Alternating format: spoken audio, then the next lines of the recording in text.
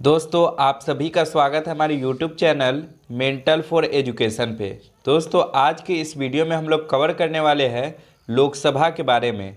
दोस्तों लोकसभा से जुड़े हुए टॉप 30 क्वेश्चन को हम इस वीडियो में आपको कराएंगे, ठीक है। जो सिलेक्टेड प्रश्न होंगे एग्जाम में दोस्तों, बार बार ये क्वेश्चन पूछे जाते हैं, तो अगर ये क्वेश्चन देख के जा रहे हैं तो आपको एग्जाम में एक भी क्वेश्चन नहीं छूटने वाले हैं लोकसभा से, ठीक है। दोस्तों वीडियो को एंड तक देखें और वीडियो देखने के बाद इसमें दिया गया डाटा आपको दिल से पसंद आ रहा है तो एक लाइक और एक सब्सक्राइब जरूर करके जाइएगा, ठीक है। चलिए दोस्तों वीडियो शुरू कर लेते हैं। तो हमारा पहला प्रश्न है दोस्तों, निम्नलिखित में से जनता द्वारा प्रत्यक्ष रूप से निर्वाचित सदन है। तो दोस्तों इन चारों में से कौन जनता द्वारा प्रत्यक्ष रूप से निर्वाचित सदन है? तो इसका सही आंसर हो जाएगा दोस्तों लोकसभा। लोकसभा जनता द्वारा प्रत्यक्ष रूप से निर्वाचित सदन है, इसे आप ध्यान में रखिएगा, ठीक है। अगला प्रश्न है, भारत में लोकसभा किसका प्रतिनिधित्व करता है? तो दोस्तों भारत में लोकसभा भारतीय जनता का प्रतिनिधित्व करता है, इसलिए इसका सी ऑप्शन बिल्कुल सही हो जाएगा, भारतीय जनता। इसे आप ध्यान में रखिएगा, ठीक है। अगला प्रश्न हमारा दोस्तों, भारतीय संविधान के किस अनुच्छेद में लोकसभा के गठन के संबंध में प्रावधान किया गया हुआ है? तो दोस्तों भारतीय संविधान के अनुच्छेद 81 और अनुच्छेद 331 में लोकसभा के गठन के संबंध में प्रावधान किया गया हुआ है, इसलिए इसका सी ऑप्शन बिल्कुल सही हो जाएगा, उपर्युक्त दोनों, ठीक है। सी ऑप्शन इसका बिल्कुल सही हो जाएगा, उपर्युक्त दोनों। इसे भी आप ध्यान में रखिएगा, ठीक है। अगला प्रश्न हमारा दोस्तों, मूल संविधान में लोकसभा सदस्यों की संख्या कितनी निर्धारित की गई थी? तो दोस्तों मूल संविधान में लोकसभा सदस्यों की संख्या 500 निर्धारित की गई हुई थी, इसलिए इसका ए ऑप्शन बिल्कुल सही हो जाएगा, 500। इसे भी आप ध्यान में रखिएगा, ठीक है। अगला प्रश्न हमारा दोस्तों, 31वें संवैधानिक संशोधन अधिनियम द्वारा लोकसभा की अधिकतम सदस्य संख्या कितनी निर्धारित की गई थी? तो दोस्तों 31वें संवैधानिक संशोधन अधिनियम द्वारा लोकसभा की अधिकतम संख्या दोस्तों, अधिकतम सदस्यों की संख्या दोस्तों 545 निर्धारित की गई थी, इसलिए इसका डी ऑप्शन बिल्कुल सही हो जाएगा, 545। इसे भी आप ध्यान में रखिएगा, ठीक है। अगला प्रश्न हमारा दोस्तों, लोकसभा की अधिकतम सदस्य संख्या कितनी हो सकती है? तो दोस्तों लोकसभा की अधिकतम सदस्य संख्या हो सकती है दोस्तों 552, ठीक है। डी ऑप्शन बिल्कुल सही हो जाएगा, 552। इसे भी आप ध्यान में रखिएगा, ठीक है। अगला प्रश्न हमारा दोस्तों, वर्तमान में लोकसभा के कितने सदस्यों को राज्य की जनता सीधे निर्वाचित करती है? तो दोस्तों वर्तमान में लोकसभा के 530 सदस्यों को राज्य की जनता सीधे निर्वाचित करती है, इसलिए इसका डी ऑप्शन बिल्कुल सही हो जाएगा, 530। इसे भी आप ध्यान में रखिएगा, ठीक है। अगला प्रश्न हमारा दोस्तों, वर्तमान में संघ शासित क्षेत्रों की जनता लोकसभा में अपने कितने प्रतिनिधित्वों को निर्वाचित कर भेजती है? तो दोस्तों वर्तमान में संघ शासित क्षेत्रों की जनता लोकसभा में अपने 13 प्रतिनिधित्वों को निर्वाचित कर भेजती है, इसलिए इसका ए ऑप्शन बिल्कुल सही हो जाएगा, 13। इसे भी आप ध्यान में रखिएगा, ठीक है। अगला प्रश्न हमारा दोस्तों, राष्ट्रपति आंग्ल भारतीय समुदाय के कितने प्रतिनिधियों को लोकसभा में मनोनीत करता है? तो दोस्तों राष्ट्रीय आंग्ल भारतीय समुदाय के दोस्तों 2 सदस्यों को 2 प्रतिनिधियों को लोकसभा में मनोनीत करता है, इसलिए इसका ई ऑप्शन बिल्कुल सही हो जाएगा, 2। इसे भी आप ध्यान में रखिएगा, ठीक है। अगला है हमारा दोस्तों, वर्तमान में लोकसभा सदस्यों की प्रभावी संख्या कितनी है? तो दोस्तों वर्तमान में लोकसभा की सदस्यों की प्रभावी संख्या 545 है, ठीक है। इसलिए इसका बिल्कुल सही हो जाएगा, 545। इसे भी आप ध्यान में रखिएगा, ठीक है। अगला प्रश्न हमारा दोस्तों, राष्ट्रपति द्वारा लोकसभा में आंग्ल भारतीय समुदाय के 2 सदस्यों को किस अनुच्छेद के तहत मनोनीत करता है? तो दोस्तों राष्ट्रपति द्वारा लोकसभा में आंग्ल भारतीय समुदाय के 2 सदस्यों को अनुच्छेद दोस्तों 331 के तहत मनोनीत करता है, ठीक है। बी ऑप्शन इसका बिल्कुल सही जाएगा, अनुच्छेद 331। इसे आप ध्यान में रखिए, ठीक है।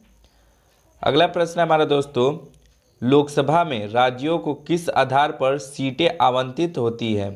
तो दोस्तों लोकसभा में राज्यों को जनसंख्या के आधार पर सीटें आवंटित होती है, इसलिए इसका ई ऑप्शन बिल्कुल सही हो जाएगा, जनसंख्या। इसे भी आप ध्यान में रखिएगा, ठीक है। अगला प्रश्न हमारा दोस्तों, वर्तमान लोकसभा में प्रत्येक राज्य के लिए स्थानों का आवंटन आधारित है। तो दोस्तों वर्तमान लोकसभा में प्रत्येक राज्यों के लिए स्थान का आवंटन दोस्तों 1971 की जनगणना पर आधारित है, ठीक है। सी ऑप्शन बिल्कुल सही रहेगा, 1971 की जनगणना पर। इसे आप ध्यान में रखिएगा, ठीक है। अगला प्रश्न है हमारा दोस्तों, लोकसभा के निर्वाचन क्षेत्रों का सीमा निर्धारण पहली बार निम्नलिखित में से किस ईस्वी सन में किया गया था? तो दोस्तों लोकसभा के निर्वाचन क्षेत्रों की सीमा निर्धारण पहली बार 1972 ईस्वी सन में किया गया था, 1972 में। बी ऑप्शन इसका बिल्कुल सही हो जाएगा, 1972। इसे भी आप ध्यान में रखिएगा, ठीक है। अगला प्रश्न हमारा दोस्तों, लोकसभा में राज्यवार सीटों का आवंटन 1971 की जनगणना पर आधारित है। यह निर्धारण किस वर्ष तक यथावत रहेगा? तो दोस्तों यह जो निर्धारण है दोस्तों 2026 तक यथावत रहेगा, ठीक है। इसलिए इसका बी ऑप्शन बिल्कुल सही हो जाएगा, 2026। इसे आप ध्यान में रखिएगा, ठीक है। अगला प्रश्न हमारा दोस्तों, लोकसभा के सभी निर्वाचन क्षेत्र निम्न में से किस प्रकार के होते हैं? तो दोस्तों लोकसभा के सभी निर्वाचन क्षेत्र दोस्तों एक सदस्यीय निर्वाचन क्षेत्र होते हैं, ठीक है। इसलिए इसका ई ऑप्शन बिल्कुल सही जाएगा, एकल सदस्यीय निर्वाचन क्षेत्र। अगला प्रश्न है हमारा दोस्तों, लोकसभा के एक निर्वाचन क्षेत्र कम से कम कितनी जनसंख्या का प्रतिनिधित्व करती है?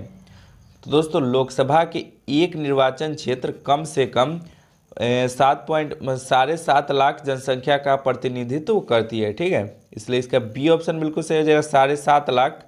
इसे आप ध्यान में रखिएगा, ठीक है। अगला प्रश्न है हमारा दोस्तों, अनुसूचित जाति एवं अनुसूचित जनजाति के प्रतिनिधियों के लिए लोकसभा में कितने सुरक्षित निर्वाचन क्षेत्रों की व्यवस्था की गई है?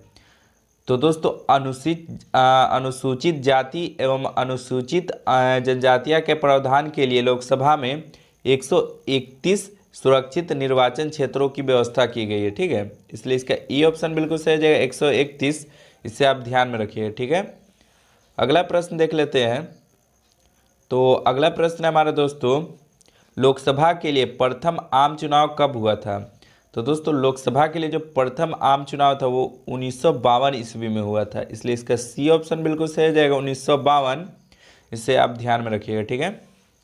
अगला प्रश्न है हमारा दोस्तों, क्षेत्रफल की दृष्टि से देश का सबसे छोटा लोकसभा निर्वाचन क्षेत्र कौन सा है? तो दोस्तों क्षेत्रफल की दृष्टि से देश का सबसे छोटा लोकसभा निर्वाचन क्षेत्र दोस्तों लक्षद्वीप है, ठीक है। डी ऑप्शन इसका बिल्कुल सही जाएगा, लक्षद्वीप। इसे भी आप ध्यान में रखिएगा, ठीक है। अगला प्रश्न हमारा दोस्तों, निम्नलिखित में से मतदाता संख्या की दृष्टि से देश का सबसे बड़ा लोकसभा निर्वाचन क्षेत्र कौन सा है? तो दोस्तों देश का सबसे बड़ा लोकसभा निर्वाचन क्षेत्र दोस्तों ये है गाजियाबाद, ठीक है। सी ऑप्शन बिल्कुल सही हो जाएगा, गाजियाबाद। इसे आप ध्यान में रखिएगा, ठीक है। अगला प्रश्न हमारा दोस्तों, इसका सही आंसर हो जाएगा मलकागिरी। डी ऑप्शन इसका बिल्कुल सही हो जाएगा, मलकागिरी। वो गाजियाबाद इसका नहीं होगा, इसे आप ध्यान में रखिएगा, ठीक है। अगला प्रश्न हमारा दोस्तों, कौन सा संवैधानिक संशोधन राज्यों से चुने जाने वाले लोकसभा के सदस्यों की संख्या बढ़ाने से संबंधित है?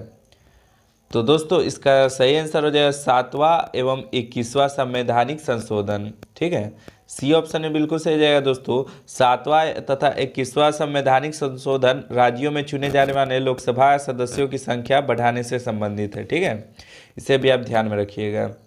अगला प्रश्न हमारा दोस्तों, राष्ट्रपति लोकसभा के 2 सदस्यों को निम्न का प्रतिनिधित्व देने के लिए नामित कर सकता है। तो दोस्तों राष्ट्रपति लोकसभा के 2 सदस्यों को एंग्लो इंडिया प्रतिनिधित्व देने के लिए नामित कर सकता है, ठीक है। इसलिए इसका ए ऑप्शन बिल्कुल सही हो जाएगा, एंग्लो इंडिया। इसे अभी आप ध्यान में रखिएगा, ठीक है। अगला प्रश्न हमारे दोस्तों, लोकसभा में निम्नलिखित में से किसके लिए स्थान आरक्षित है। तो दोस्तों लोकसभा में दोस्तों ये है दोस्तों इनमें से सभी, ठीक है। अनुसूचित जाति, अनुसूचित जनजाति, आंग्ल भारतीय वर्ग, इन तीनों के लिए स्थान आरक्षित है, ठीक है। डी ऑप्शन इसका बिल्कुल सही हो जाएगा, इनमें से सभी। इसे भी आप ध्यान में रखिएगा, ठीक है। अगला प्रश्न आता है दोस्तों, लोकसभा का चुनाव लड़ने के लिए इच्छुक व्यक्ति की न्यूनतम आयु होनी चाहिए।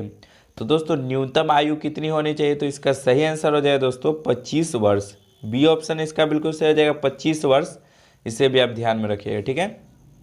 अगला प्रश्न हमारा दोस्तों, कौन सा राज्य सबसे अधिक प्रतिनिधि लोकसभा में भेजता है। तो दोस्तों उत्तर प्रदेश सबसे अधिक प्रतिनिधि लोकसभा में भेजता है, इसलिए इसका डी ऑप्शन बिल्कुल सही हो जाएगा, उत्तर प्रदेश। इसे भी आप ध्यान में रखिएगा, ठीक है। अगला प्रश्न देख लेते हैं दोस्तों, निम्नलिखित युग्मों में से कौन सा युग्म सही नहीं है। तो दोस्तों ये युग्म सही नहीं बताना है, ठीक है। तो यहाँ पे देख लीजिएगा दोस्तों, आंध्र प्रदेश में 25 लोकसभा स्थान है, तो ये भी सही है, लेकिन यहाँ पे गलत पूछ रहा है, तो देख लेते हैं आगे। असम में 13 लोकसभा स्थान है, तो दोस्तों ये वाला ऑप्शन गलत है। और यहाँ पे सही नहीं पूछ रहा है, तो इसका बी ऑप्शन बिल्कुल सही हो जाएगा, ठीक है। असम में 13 लोकसभा स्थान नहीं है, इसलिए इसका बी ऑप्शन बिल्कुल सही हो जाएगा। अगला प्रश्न हमारा दोस्तों, किस राज्य का लोकसभा एवं राज्यसभा में प्रतिनिधित्व सबसे अधिक है। तो दोस्तों उत्तर प्रदेश राज्य में राज्य का लोकसभा एवं राज्यसभा में प्रतिनिधित्व सबसे अधिक है, इसलिए इसका ए ऑप्शन बिल्कुल सही हो जाएगा, उत्तर प्रदेश। इसे आप ध्यान में रखिएगा, ठीक है। अगला प्रश्न हमारा दोस्तों, झारखंड क्षेत्रफल से लोकसभा के सदस्यों की कुल संख्या है। तो दोस्तों झारखंड क्षेत्र से लोकसभा के सदस्यों की कुल संख्या 14 है, ठीक है। 14 लोकसभा की संख्या है, इसे लोकसभा के सदस्यों की 14 संख्या है, इसे आप ध्यान में रखिए, ठीक है। अगला प्रश्न हमारा दोस्तों, लोकसभा में केंद्र शासित प्रदेशों के प्रतिनिधि चुने जाते हैं। तो दोस्तों लोकसभा में केंद्र शासित प्रदेशों के प्रतिनिधि प्रत्यक्ष निर्वाचन द्वारा चुने जाते हैं, ठीक है। इसलिए इसका ए ऑप्शन बिल्कुल सही हो जाएगा, प्रत्यक्ष निर्वाचन। इसे भी आप ध्यान में रखिए, ठीक है। दोस्तों हमारा लास्ट क्वेश्चन था ये, अगर वीडियो में दिया गया डाटा आपको दिल से पसंद आ रहा है तो एक लाइक और एक सब्सक्राइब जरूर करके जाइएगा, ठीक है। आज के लिए इतना ही। जय हिंद, जय भारत।